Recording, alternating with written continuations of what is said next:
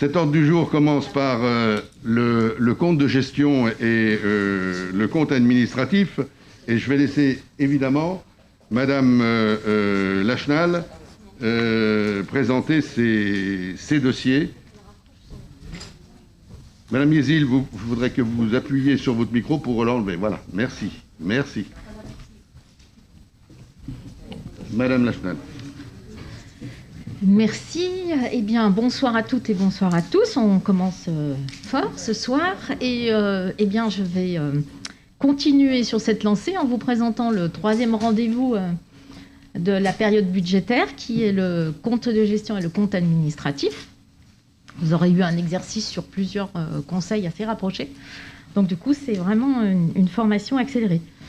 Donc, c'est notre troisième rendez-vous. Et le compte administratif, comme vous le savez, mais je le répète, est le compte-rendu de la gestion du maire en tant que coordonnateur pour l'année qui vient de passer, l'année 2020 en l'occurrence. Et ce compte administratif correspond évidemment au compte de gestion qui est tenu, lui, par le trésorier principal sur la même période 2020. Vous avez tous reçu les importants documents officiels qui vous ont été envoyés. Mais je crois que vous avez aussi la présentation synthétique qui est basée sur ces documents officiels. Et pour peut-être attacher une certaine importance à ces documents officiels, vous savez qu'à l'intérieur, vous avez non seulement les chiffres qu'on va évoquer ce soir, mais vous avez beaucoup d'annexes. Ces annexes qui permettent d'avoir toutes les informations utiles sur l'année écoulée budgétairement, que ce soit des informations utiles sur la dette, les emprunts, les amortissements, les cessions, l'état du personnel également, et puis des pages consacrées aussi à la formation, aux actions de formation suivies par les élus et financées par la commune. Donc tout d'abord, merci à M. Bosson et à son service pour la préparation des documents, enfin de ce que vous voyez qui va être présenté ce soir, cette présentation PowerPoint ou diaporama, qui va vous donner les éléments essentiels du compte administratif pour vous éclairer. Donc, l'ordre de passage est un peu compliqué dans un compte de gestion, un compte administratif. Je vous le rappelle, vous l'avez déjà vu l'année dernière, mais pour rappel, nous allons d'abord examiner les chiffres, le résultat du compte de gestion, que nous éclairerons par le détail des chiffres du compte administratif, ceci pour le budget principal, comme pour les budgets annexes, qui sont le budget aérodrome et Chablais Parc. Monsieur le maire peut voter les comptes de gestion, mais il devra sortir de la salle pour voter les comptes administratifs, les trois comptes administratifs. Voilà. Donc je vous propose d'abord d'examiner le compte de gestion et ensuite le compte administratif du budget principal, et nous procéderons au vote du compte de gestion et du vote du compte administratif. Puis nous passerons à l'examen des budgets annexes, pareil, compte de gestion, compte administratif. Voilà, j'espère que c'est clair pour vous. Donc, on commence par le compte de gestion. Le compte de gestion du budget donc, principal. Vous avez sous les yeux la retranscription en fait, de ce que vous avez dans vos documents officiels, qui est retranscrit donc, en section d'investissement, en section de fonctionnement et en total. Vous voyez les recettes, les dépenses et les résultats de l'exercice. Donc, les résultats de l'exercice, étant donné que c'est les mouvements de l'année sans absolument aucune reprise de résultats antérieurs. Ce qui est la différence avec le compte administratif. Donc, vous constatez dans ces résultats, vous avez une section de fonctionnement en recettes à plus de 52 millions, 371 000 exactement. En dépenses, toujours en fonctionnement, 46 680 000, soit un excédent de plus de 5 691 000. En section d'investissement, 23 millions en recettes, 3 620 000 exactement. En dépenses, 24 793 000, ce qui nous donne cette fois-ci un résultat d'exercice en déficit, puisque nous sommes là à 1 173 000 de déficit. Donc, on appelle un besoin de financement. Donc, en revanche, vous voyez bien qu'en termes de total, on est quand même sur un total positif à plus de 4 518 000. Voilà pour l'élément principe de ce compte qu'on appelle de gestion. On va passer au compte administratif de la ville. Ça va faire un peu un exercice un peu particulier, mais au moins comme ça, vous avez tous les éléments. Et les éléments qu'on vous présente là illustrent les résultats qu'on vous a présentés en compte de gestion et ça vous permettra de voter après. Donc, dans cette présentation générale du compte administratif, vous trouvez évidemment la même structure que celle précédemment du compte de gestion. C'est fait exprès pour que vous vous y retrouviez. Donc, la section d'investissement, la section de fonctionnement en verticale. Et nous retrouvons exactement dans les deux premières lignes les résultats que vous avez vus précédemment. Et le résultat donc de l'exercice que je vous ai mentionné. Mais vous avez évidemment, comme le compte administratif intègre les résultats des années N-1, vous avez ici le résultat reporté de l'année 2019, soit donc une augmentation, enfin, si je puis dire, une aggravation du déficit d'investissement à 1 929 000, enfin, qui est reporté, et pour le fonctionnement, un élément positif, soit un résultat global que vous voyez sur la dernière ligne, pour l'investissement, donc un besoin de financement à hauteur de 3 102 000, un fonctionnement, un résultat positif, donc en excédent, comme on appelle, à 10 813 000, et enfin, donc un total, c'est l'addition ou la soustraction, de plus de 7 711 000. Donc, ce que vous savez, c'est que lorsque nous avons un résultat de ce type-là, bien évidemment, il y aura nécessité de couvrir le déficit par l'excédent de fonctionnement. Nous pouvons passer à la balance d'investissement, parce que c'est intéressant aussi d'aller regarder qu'est-ce qui compose cette balance d'investissement. Et vous voyez qu'ici, nous intégrons ce qu'on appelle les restes à réaliser. Donc, ces restes à réaliser qui s'intègrent. Nous avions, dans la slide précédente, constaté le déficit de la section d'investissement à 3 millions. Vous le constatez ici, il est bien marqué déficit, 3 102 000. Et nous avons derrière les différents restes à réaliser en recettes et en dépenses, ce qui nous donne un solde négatif de ces restes à 985 000. Donc, derrière, évidemment, un besoin de financement de 4 millions. Voilà, ce sont les deux négatifs. Donc, si on réadditionne l'ensemble, si on met bien ça bien clairement, vous avez donc au total, à la fin de tous ces exercices, un excédent de fonctionnement à hauteur de 10 813 000, un besoin de financement de l'investissement du compte administratif et des restes à réaliser à hauteur de 4 87 000. Donc, si, encore une fois, mathématiquement, on trouve un solde global disponible à plus de 6 726 000. Donc, vous savez que les règles de la M14 indiquent que, de toute façon, dès qu'il y a un besoin de financement de la section d'investissement, la section de fonctionnement aura à couvrir, évidemment, ce besoin de financement.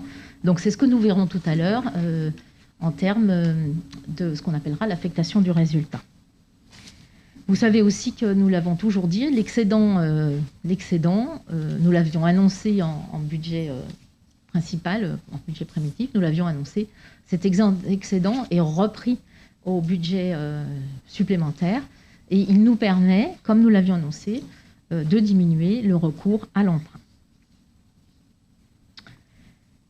Peut-être un petit focus sur la suite, sur les restes à réaliser. C'est toujours intéressant de voir de quoi étaient composés les restes à réaliser. Et c'est vrai que les restes à réaliser en matière de dépenses d'investissement, vous voyez que nous présentons là la différente composition de ces restes à réaliser. Et on a une diminution, parce que si vous prenez dépenses d'équipement, vous voyez qu'on était à plus de 11 millions en 2019 et nous sommes à un peu plus de 7 millions en 2020, soit quand même une réduction importante dans une année un peu particulière. Mais malgré tout, c'est une année où de grosses opérations se sont réalisées, on le verra un petit peu plus loin. Donc, c'est intéressant d'avoir cette réduction-là. Je vous rappelle que les restes à réaliser sont toutes les dépenses qui sont engagées par les services, mais qui n'ont pas donné lieu à paiement, et qui donc, en fin d'exercice, sont obligatoirement reportées à l'année suivante. Quand on parle aussi des restes à réaliser en recettes. Donc là, on est en recettes d'équipement à 5 millions, donc on a bien sûr une certaine diminution. Mais ce sont surtout des subventions qui étaient attendues et qui ne sont pas forcément parvenues dans l'année 2020. On a un certain équilibre avec l'emprunt. Et puis, on avait quand même la cession d'immobilisation que vous voyez là, qui est la vente, la cession de la Bioussay qui a été réalisée. Voilà pour ces restes à réaliser. On continue la présentation du CA et pour votre parfaite parfaite connaissance, il est toujours intéressant de rappeler le pacte financier et fiscal. Alors, certains auront retenu ce qu'on a déjà dit, mais c'est toujours bien de revenir sur la composition, surtout quand nous sommes dans une année 2021 où ce pacte va être renégocié au niveau d'Annemasse-Agglo. Donc c'est intéressant de voir dans quel est l'état aujourd'hui en 2020, à la fin de 2020. Donc toujours avec l'attribution de compensation 2016 qui nous donne notre point de repère. Et ensuite, la déclinaison des éléments qui s'enlèvent. Et vous voyez que cette année, l'élément particulier sur 2020, c'est le transfert de compétences du conservatoire sur 4 mois, qui a donné lieu à une réduction de notre AC. La modulation ne bouge pas. La participation communale, elle est en fonction de la mutualisation. Et donc, à la fin, vous avez comme résultat une attribution de compensation donnée par Annemasse-Agglo, qui est évidemment en diminution par rapport à celle de 2016, et qui s'élève à 2 456 406. Mais on ne peut pas non plus laisser passer cette année 2020 sans parler des conséquences financières de la crise sanitaire. Nous avons déjà évoqué ça précédemment dans les rendez-vous qu'on a eus en début d'année. On avait déjà commencé à vous évoquer les conséquences de la période Covid sur nos résultats budgétaires. Là, c'est mis à jour. En fait, on est vraiment sur la partie qui est la plus récente. Et j'insiste énormément parce que ces conséquences financières de la crise sanitaire et du Covid-19 se répercutent et se voient à travers à la fois nos sections de fonctionnement, dans nos sections de fonctionnement, à la fois sur la partie recettes et sur la partie dépenses de façon très importante. Donc tout à l'heure, quand je vous présenterai un peu plus en détail les dépenses de fonctionnement et les recettes, vous verrez que j'insisterai sur cet élément Covid. Donc, quand on regarde ça rapidement, vous voyez des baisses, évidemment, partout en matière de recettes. Elles sont mentionnées là, les revenus du domaine, les recettes tarifaires, le casino, évidemment. Quelques subventions départementales pour l'aide Covid sont en positif, mais le reste est tout en diminution. Donc, un total des pertes de recettes à hauteur de 2 528 303. Donc, comme je l'ai dit, beaucoup de moins. Quant aux dépenses, des dépenses non réalisées, bien évidemment, puisque tout a été bloqué, donc autant au niveau des prestations, d'animation, des reversements de recettes de voirie, mais aussi de subventions non versées. Donc un total de dépenses non réalisées à hauteur de 1 054 974, mais quelques dépenses supplémentaires liées purement au Covid, à l'obligation de faire face, qui étaient donc la prime Covid pour le personnel, puisqu'il y avait quand même... Nous avons souligné l'engagement de nos agents, ce qui était très important, les heures supplémentaires liées au Covid, et puis des achats, évidemment, de fournitures, là aussi pour faire face à la période particulière, donc à hauteur de 269. Donc entre ces soldes, un solde d'économie en dépenses de 785 000, quand on fait le total, 785 974, soit un coût hors compensation pour la ville de 1 742 000. Nous avons pu bénéficier, après calcul, et encore merci au service des finances, nous avons eu une compensation de l'État de ces pertes fiscales et domaniales, donc à hauteur, j'ai toujours avec ce fil, à hauteur de 874 312. Voilà, donc ça c'est un élément important, cette rentrée, elle sera d'ailleurs, vous le verrez tout à l'heure dans les recettes, et ça si au bout du calcul, vous voyez bien que nous avons donc un coût à la charge de la ville qui est à hauteur de à peu près 870 000. Et cet élément-là est assez important dans la structuration de notre situation financière. Voilà, pour cet élément-là. Alors, nous pouvons passer maintenant à la section, ce qu'on appelle la section de fonctionnement, mais pour ce qui concerne les dépenses de fonctionnement. Donc là, vous allez retrouver des chiffres globaux, évidemment, que vous avez vus dans la présentation générale. Mais j'insiste sur 2-3 points qui me semblent importants, qui ont marqué cette année, évidemment, 2020.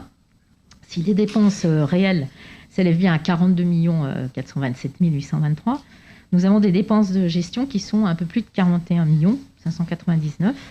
Et à l'intérieur de ces dépenses de gestion, nous avons une chute importante des charges à caractère général.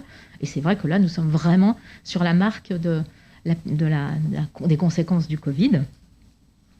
Oui. Ah oui, oui, bien sûr. Des conséquences du Covid. Et ces éléments-là sont évidemment, vous le savez, ça a touché, comme on l'a dit tout à l'heure, des éléments de restauration. C'est donc tous les achats et fournitures, les services extérieurs liés à des baisses de recettes, de stationnement par exemple, moins de dépenses d'énergie. Pour les autres services extérieurs, c'est tout ce qui concerne la non-tenue de fêtes ou de cérémonies. Une légère augmentation en revanche des impôts. Donc moins 15%, c'est quand même une chute très importante. Pour les charges de personnel, là, nous sommes... Alors là, vous allez me dire, tiens, là, c'est pas du tout le Covid, puisqu'il y a 4%. Ben oui, il y a 4%, parce que je vous rappelle que nous sommes sur une année pleine et entière de la mise en œuvre du RIF7, qui est donc le régime indemnitaire corrigé que nous avons souhaité mettre en place pour l'ensemble de nos personnels. Et il est ici en année pleine. Donc c'est vraiment l'objet le plus important. Et enfin, nous avons aussi là-dedans les primes Covid qu'on a évoquées tout à l'heure pour nos personnels. Donc ça, c'est les éléments qui sont importants. Je passe sur le GVT, évidemment. Les atténuations de produits en diminution aussi pour 38 000. Donc là, on est sur des éléments liés au casino. Et les charges de gestion courantes qui sont là sur 6 477 000. Alors, je ne sais pas, le pourcentage là est bon, mais dans le sens du plus. Non, du moins. Du plus. Du plus. Non, du moins. Non, du plus, c'est bien ça. C'est bien ça. Donc, ces charges de gestion courantes, on retrouve principalement les subventions ce qu'on appelle aux associations, pour un peu plus de 4 millions. Et à l'intérieur de ça, vous avez évidemment Château Rouge pour l'équilibre de la DSP, la MJC, des éléments pour le sport. Mais on retrouve surtout une augmentation des subventions aux écoles privées, notamment plus de 220 000 pour les écoles primaires et maternelles. Donc ça, ce sont des éléments extrêmement importants. Mais nous avons aussi à l'intérieur de ces dépenses-là la subvention au CCAS, qui pour un peu plus d'1 million, soit plus de 65 000 d'augmentation. On y retrouve aussi des participations à des représentations extérieures, comme le syndicat mixte du salaire. Pour les dépenses suivantes, nous avons ce qu'on appelle les charges financières, qui sont elles aussi en baisse. C'est évidemment le vieillissement de la dette, je ne reviens pas là-dessus, vous connaissez. Et puis quelques charges exceptionnelles qui sont malheureusement liées à des problématiques de décès de nos personnels principalement. Et enfin, on doit comprendre là-dedans ce qu'on appelle les écritures d'ordre, donc des valeurs comptables de mobilisation cédées, pour un peu plus de 2 millions, donc un total de 4 millions. Là. Voilà pour ces éléments liés aux dépenses de fonctionnement. Alors, je plaisante toujours sur le graphique, mais enfin bon, il y a des couleurs, donc c'est toujours agréable. Donc ce graphique, en revanche, au-delà de la plaisanterie, ce graphique, ce camembert, entre guillemets, a l'avantage de présenter exactement le choix de nos dépenses à l'intérieur d'un ensemble de dépenses. Et vous voyez que, alors, vous ne pouvez pas comparer, vous ne vous souvenez pas de l'année précédente, mais nous avons une augmentation continue, et là, elle est marquée, pour ce qu'on appelle le volet éducation et jeunesse. Donc, on est passé au-dessus de 16, donc on est à 17,9, donc il y a une augmentation assez importante. Nous avons, à l'inverse, à l'opposé, une petite diminution de l'aménagement urbain, mais c'est aussi lié à une année 2020 un peu particulière, avec des investissements, pas des investissements, des entretiens, des dépenses de fonctionnement qui ont un peu diminué du fait, là aussi, de la période de Covid. Ensuite, on trouve les trois groupes à peu près toujours les mêmes, social, famille, sport et jeunesse et culture. La culture ayant légèrement diminué du fait du départ, donc pour 4 mois là, du conservatoire. Ça sera encore marqué dans l'année 2021, évidemment. Les services généraux légèrement en baisse et un divers toujours à peu près identique avec l'économie, je crois. Voilà ce graphique. On peut passer aux recettes. Donc, les recettes, voilà, un chapitre que vous connaissez là aussi, hein, des recettes réelles qui s'élèvent à 52 239 149, là aussi, les chiffres, vous les connaissez. Des recettes de gestion, quant à elles, qui sont à 49 millions. Donc, vous voyez que là, elles aussi, ce chapitre-là est nettement marqué par la période Covid, puisqu'on est dans une baisse à 1,4%. Mais comme nous l'avons vu dans la slide qui présentait les dépenses et les charges, les baisses de recettes liées à la période Covid, je ne vais pas revenir dessus. Vous savez que c'est un effet extrêmement conjoncturel et pas du tout structurel. Un petit peu quelques éléments sur les recettes de gestion. Donc, atténuation de charges, bon, c'est des éléments de rabais. Les produits de gestion courante qui sont en baisse à plus de 5 520 000. On trouve là les éléments liés aux redevances de nos services périscolaires, les redevances d'ordre d'occupation du domaine public, et puis quelques éléments positifs comme le remboursement du personnel du CCAS, les droits de stationnement en baisse, enfin voilà. Pour les impôts, là aussi, on est sur une baisse, mais qui, alors c'est évidemment des contributions directes, elles n'ont pas été touchées, mais c'est l'attribution de compensation qu'on a vu en baisse tout à l'heure dans la slide qu'on a vu sur le pacte financier, mais c'est surtout, évidemment, ce qui marque profondément, c'est les produits du jeu du casino, qui, lui, est fermé voilà, sur une durée très très longue, donc avec une baisse de l'ordre de 40%.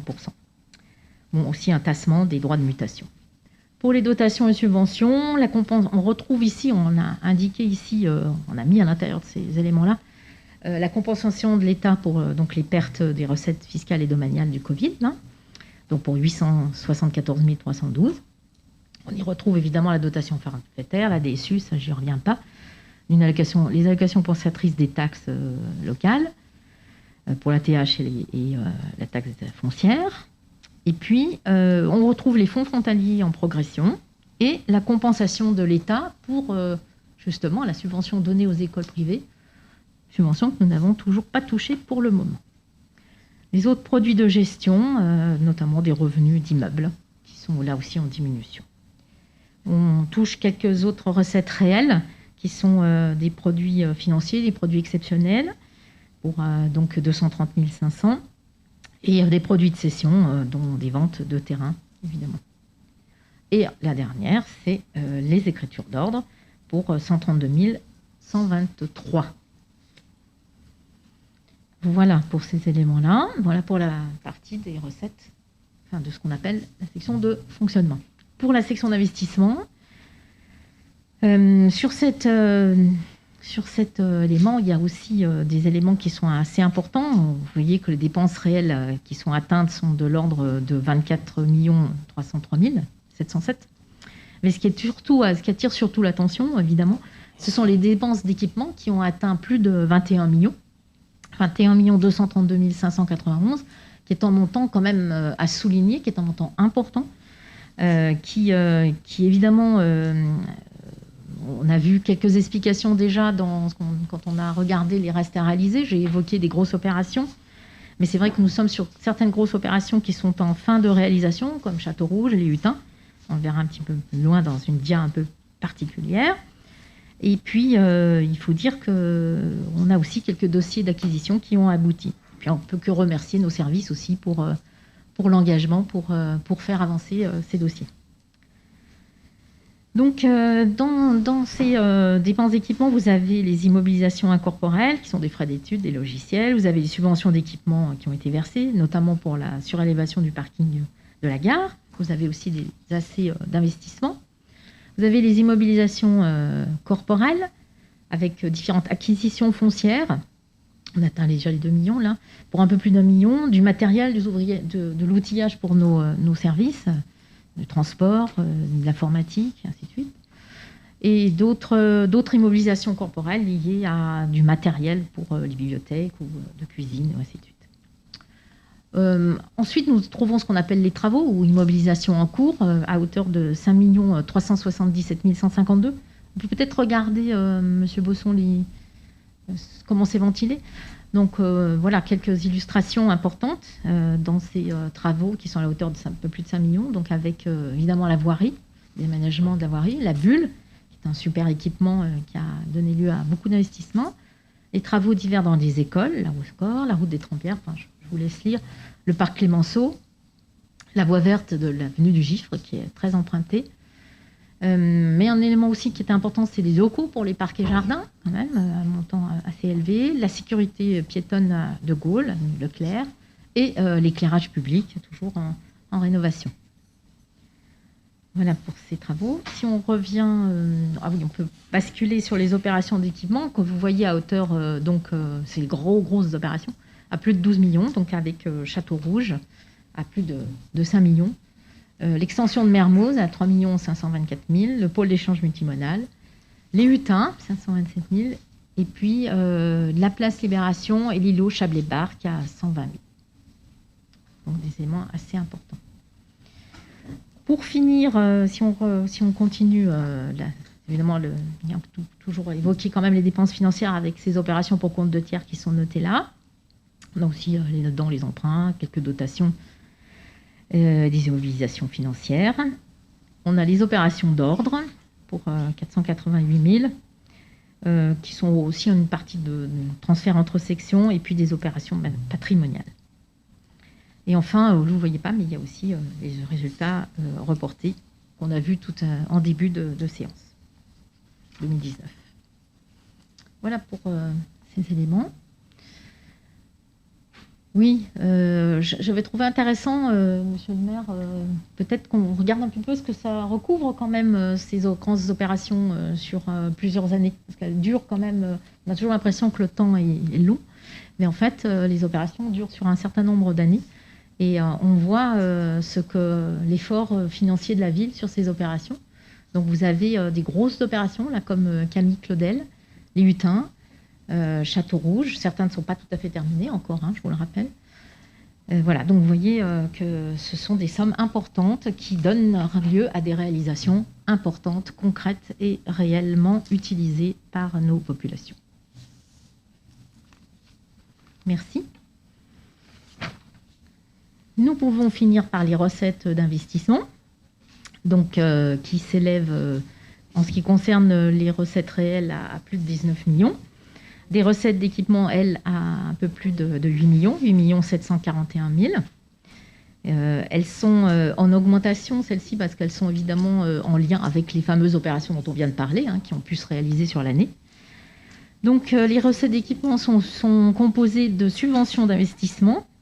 Donc là, je l'ai dit, Château Rouge, les Hutins, le PEM, avec aussi les amendes de police. Nous avons les emprunts à 4 millions, mais rassurez-vous, ça ne pose pas de problème.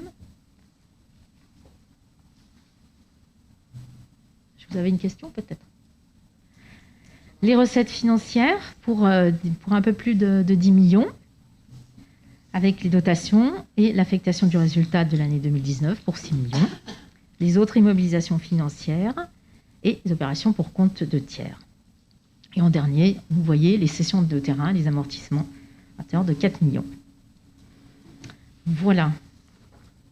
Voilà cet élément sur le compte administratif qui est assez clair, mais extrêmement marqué par la période Covid. Merci Madame Lachenal. Merci aussi à Monsieur Bosson et son service. Est-ce que vous avez des commentaires ou des interventions? Madame Meika. Merci. Juste un petit commentaire, une petite comparaison faite par rapport à 2019, hein, quand on reprend exactement le compte de résultat de 2019 et qu'on le compare à 2020, on va dire que le résultat de 2019 était à 3 343 000 et le résultat de 2020 est à 4 517 000.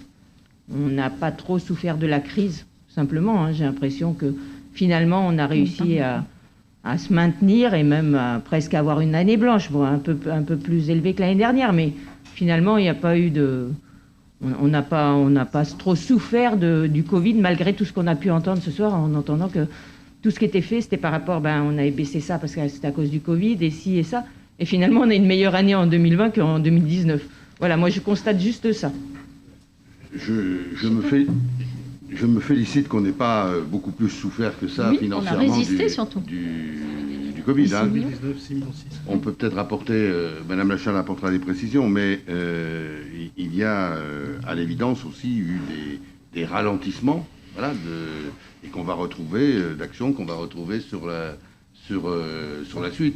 Il y a eu un effort très fort, et je le reconnais, hein, fait par l'État, qui n'est pas mince. Parce que si on n'avait pas les 870 000 euros, ils ne seraient pas là, ça serait en moins. Donc la crise, on l'a, je dirais, avec les difficultés qu'il y avait, plutôt bien gérée, y compris avec tout ce qui a été noté. Je vous remercie de le remarquer, mais voilà, c'est un élément qui est, enfin pour moi, qui n'est pas négatif. Pour vous non plus, d'ailleurs. Monsieur Bosson nous met en exergue le résultat de l'année 2019, de l'exercice 2019 à 6 millions 678 000. À 6 millions pour le fonctionnement, à 3 334 pour l'investissement, en effet. Et en 2020, vous avez 5 690 pour le fonctionnement et 1 172 pour l'investissement. Les résultats sont que Ça fait moins. Vous étiez à plus 3 343 et cette année à plus 4 517. Pas tout à fait. C'est pas tout à fait cet élément-là. J'ai repris les documents de l'année dernière, donc je ne les ai pas inventés. C'est exactement ce qui était marqué dessus. Si, Monsieur Besson, si vous voulez prendre la parole, je vous la donne volontiers. Comme ça, vous allez avoir une discussion technique avec Madame Mecca. Oui, excusez-moi. Comme vous pouvez le voir, effectivement, le Covid n'a affecté forcément que la section de fonctionnement. Et donc, la section de fonctionnement, effectivement, apparaît à près d'1 million de diminution en termes de recettes. La section d'investissement n'est pas directement affectée par le Covid, puisque ça dépend, elle, en fonction des recettes qu'on a rentrées, notamment en termes de subventions et de la mobilisation des emprunts. Donc, ce qu'il faut qu'on regarde, c'est la situation du fonctionnement, et c'est bien le fonctionnement qui est directement affecté par la situation Covid. Merci pour ces précisions. C'est l'élément qui a été donné au départ. Est-ce qu'il y a d'autres éléments Quand on vous a parlé de l'impact Covid, dans la slide qu'on pourrait vous redonner, nous avons évoqué, pas du tout l'investissement, nous avons bien évoqué le fonctionnement. Voilà. Et comme nous avons eu des grosses opérations réalisées sur l'année 2020 en investissement, voilà. Moi, je tiens à souligner un point quand même assez important. C'est vrai que j'ai souhaité qu'apparaissent les opérations 2014-2020 parce que, en fait, vous nous avez dit d'ailleurs qu'on saupoudrait, qu'on faisait des petits trucs, qu'on avait une liste de... Un catalogue. Merci de rappeler vos propos. Il s'agit de bien montrer le temps de réalisation. Et chaque année, il y a un morceau. Par exemple, si l'on prend le groupe scolaire Les Hutins, vous voyez que sur 2014-2020, on a investi 11 100 000, mais en 2020, on a investi 727 000 sur cette enveloppe globale de 11 100 000, parce que la réalisation se fait par étapes et on paye sur les factures, donc on paye par étapes. Donc ça, c'est pour que les choses soient claires et que vous puissiez éventuellement, si vous le souhaitez, changer de vocabulaire. En dehors de ça, moi, ce qui me semble important aussi, c'est qu'on a fait un gros effort en 2020 sur la capacité à réaliser justement ce qu'on avait mis à nos projets. C'est aussi un point fort. On a été meilleur dans ce domaine, aussi bizarre que cela puisse paraître avec la crise, on a été quand même meilleur dans ce domaine qu'on l'a été quelquefois dans les années précédentes. Des grosses opérations. Parce que c'était sur de grosses opérations, en effet.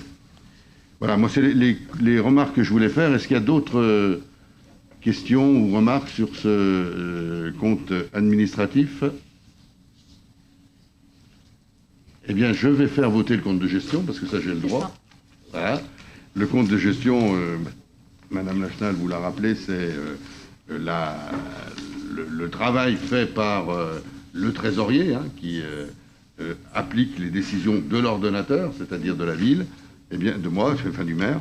Ce compte de gestion, évidemment, au centime près, il doit correspondre aux chiffres que l'on a dans le compte administratif, ce qui est le cas. C'est excellemment reporté. Et donc, est-ce qu'il y a des votes contre? Est-ce qu'il y a des abstentions? Merci. Et je vous laisse... c'est Monsieur Boucher? Non, on va laisser Madame Lachenal. Il me laisse tout faire. Maintenant, bien. Maintenant que Monsieur le maire est sorti, que vous avez voté le compte de gestion et que vous avez entendu la présentation du compte administratif, je peux vous demander quels sont les votes que vous exprimez pour ce compte administratif, donc du budget principal, évidemment. Donc, qui s'abstient? Qui est une abstention? Qui est contre? Qui est pour? Eh ben, je pense que c'est la soustraction. Mais bon, c'est bien. Merci. Mais nous, on aime bien voter pour. Hein. C'est bien de marquer son approbation. Merci à tous ceux qui ont voté. Donc, on considère que le compte administratif est voté. Merci.